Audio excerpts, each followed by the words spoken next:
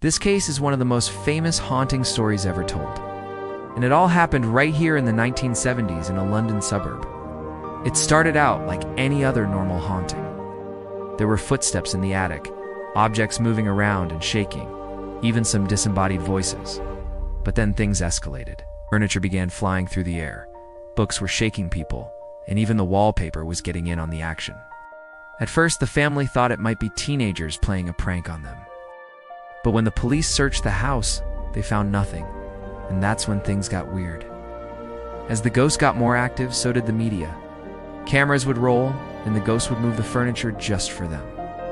It even moved a chair just after a news crew left the house. And if that wasn't enough, the ghost also liked to shake the heads of sleeping family members, but only the heads. It never actually fully lifted anyone off the bed. So what was haunting this family and why? Well, the ghost seemed to be malevolent, moving objects not just to scare the family, but to break them.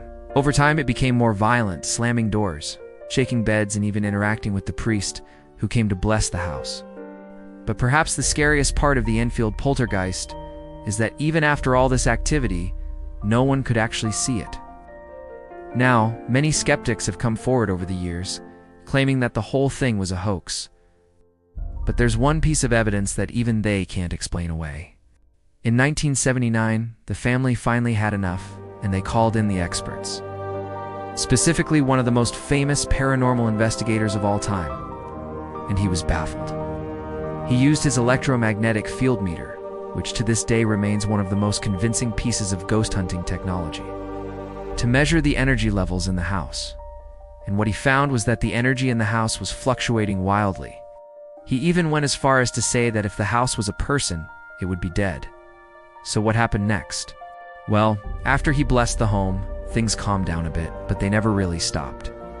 To this day, the house in Enfield is considered one of the most haunted places in the world, and many believe that the ghost is still there moving objects, shaking beds, and maybe even interacting with the new owners of the house.